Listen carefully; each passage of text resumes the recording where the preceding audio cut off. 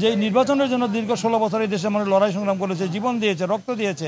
প্রায় 2000-এর বেশি, আবু সাইদ থেকে শুরু করে 2000-এর বেশি নেতাকর্মী তারা শহীদ হয়েছে, তারা জীবন উৎসর্গ করেছে এই গণতন্ত্র পুনঃপ্রতিষ্ঠার জন্য, ফেসিবাদ বিরোধী আন্দোলন করতে গিয়ে। যে একটা নির্বাচনের জন্য, সেই নির্বাচন কেন তারা দীর্ঘায়িত করতে চায়? এই নন ইস্যু করতে মূল এই অন্তর্বর্তীকালীন এই আমাদের ডক্টর মোহাম্মদ ইউনূস সরকার তো মূল দায়িত্ব হলো একটি অবাধ সুষ্ঠু নিরপেক্ষ নির্বাচন করা, তার মূল এজেন্ডা।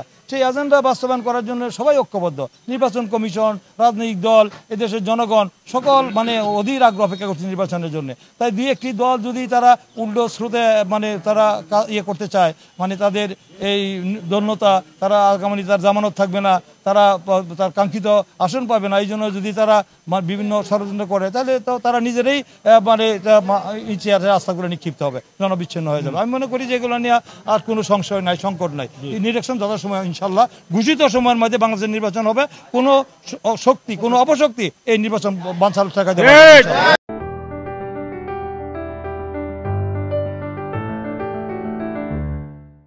আন্তর্জাতিক অপরাধ ট্রাইব্যুনাল এই রায়টা দিয়েছে, এই ঐতিহাসিক রায়, এটা একটা যুগান্তকারী মাইলফলক হয়ে থাকবে দেশের ইতিহাসে। আমি মনে করি যে এই রায় কোনো রকম রদ হওয়ার বা এই রায় পরিবর্তন হওয়ার কোনো সুযোগ নাই। এটা অবশ্যই কার্যকরী হবে।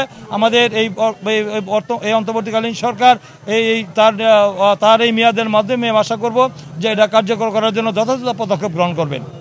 আমরা সন্তোষ প্রকাশ করেছি যে আন্তর্জাতিক অপরাধ ট্রাইব্যুনাল যে সিদ্ধান্ত দিয়েছে, যে রায় দিয়েছে, ঐতিহাসিক রায় দিয়েছে, যে আমৃত্যু তার যাবজ্জীবন এবং মৃত্যুদণ্ডের যে সর্বোচ্চ শাস্তি দিয়েছে, বাংলাদেশের মানুষও স্বস্তি পেয়েছে এবং আমাদের শহীদ পরিবারও তারা সন্তোষ প্রকাশ করেছে।